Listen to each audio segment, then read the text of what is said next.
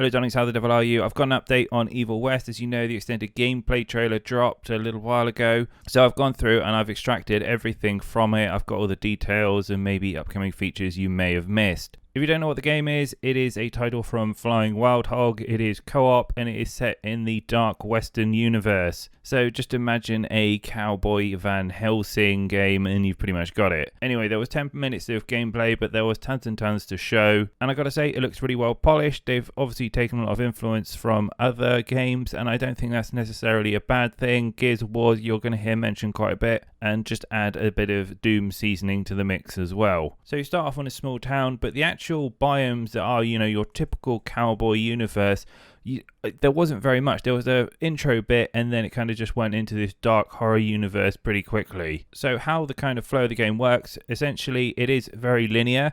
There is some Metroid-like elements that, like, there's some side bits that you can unlock if you have certain weapons. And for example, there were bushes that were blocking your way. When you get a flamethrower, you can burn them down and get access to additional loot.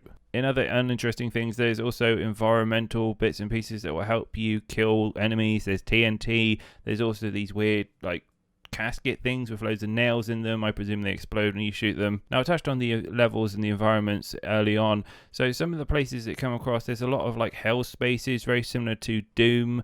All that, red, lots of gore, lots of blood everywhere. There were some really cool levels and lore areas. One was a giant beast. It was called the Ancient Beast. It was like a huge crocodile and it had demons and creatures growing inside it. So in terms of levels and just biomes that you come across, there's a variety of them, and that was really nice, and they looked really good, and they felt really smooth as well. Now in terms of the juicy stuff, the combat mechanics, so on the very base level you've got a whole set of guns and abilities. There's 2 menu options that you can select, one on the left, one on the right, and they have 4 selections on each. They are progressive and you get to unlock more as you get a higher level. I think it's also mentioning that there are levels. When you get a level, you get a perk point and then you can put it into your talent tree, which we'll get onto in a minute. In terms of killing the enemies, it's fairly simple. You just shoot them until they have low HP and then you can use some sort of kill animation to just evaporate them. And I saw a couple of these. Some of them, it was like you punched them and just blew them up. Others that you pull their weapon away and then you'd kill the enemy with that. Aside looking really cool, I didn't actually see what it did in terms of mechanics. I have a sneaky suspicion that it actually increases your energy bar, which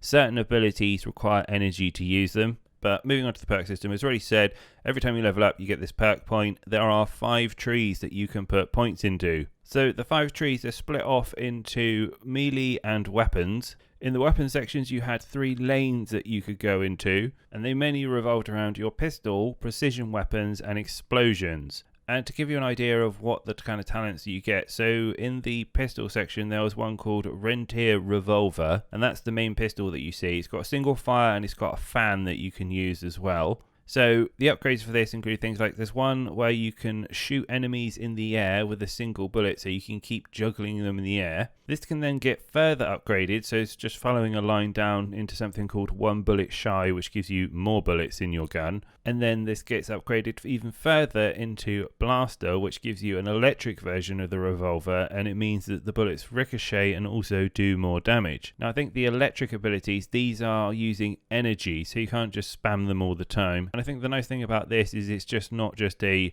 upgrade, do more damage. It gives you another tool to use further down the line, and you can mix and do all sorts of combos. Now, in the precision tree, we had Rentier Rifle. So this is like an aimed weapon. It's used to hit weak spots, and it's got rapid target switching. So I'm presuming that you hold down aim and you can just switch to each enemy retrospectively. Now, this had an upgrade called Free Bullet, which meant that every time you hit a weak spot on an enemy, you would then get that bullet back. That's all of the gun talents that I got to see.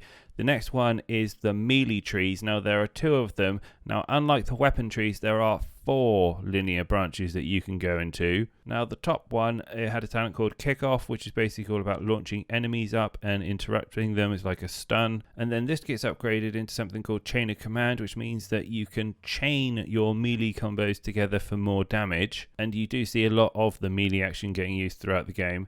And then this could get upgraded into something called Bait and Switch, which was dodging doesn't interrupt melee combos, and it also increases damage on your next punch. Then this went into the next tree down. This was all about air punching and combos. It was called Icarus. So this was killing a mid-air enemy has a 100% chance of dropping energy, which kind of ties into those abilities that use energy, obviously. And one example of this was Quake Punch. So this ability basically uses energy. You jump forward, you smash on the ground, and it does AoE damage to everything around you.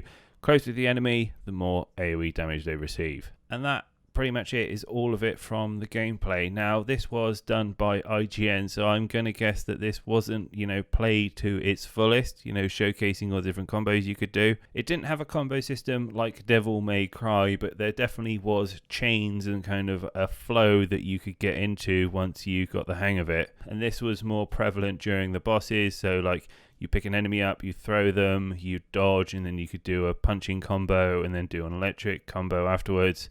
And at the very least, visually, it looked like this game had a nice flow to it, and it was nice to play, and kind of, you get into that rhythm you expect with like massive enemy brawler, smash everything kind of games. So yeah, fingers crossed, this is actually really good. It's also co-op, online co-op as well, not just couch co-op, so that's a big thumbs up as well.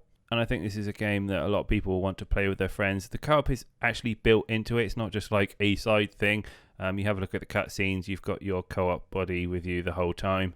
But there you have it. That's all the details from the gameplay I've got so far. When I know more, I will get you updated. But until then, have a great week, and I'll be back with more soon.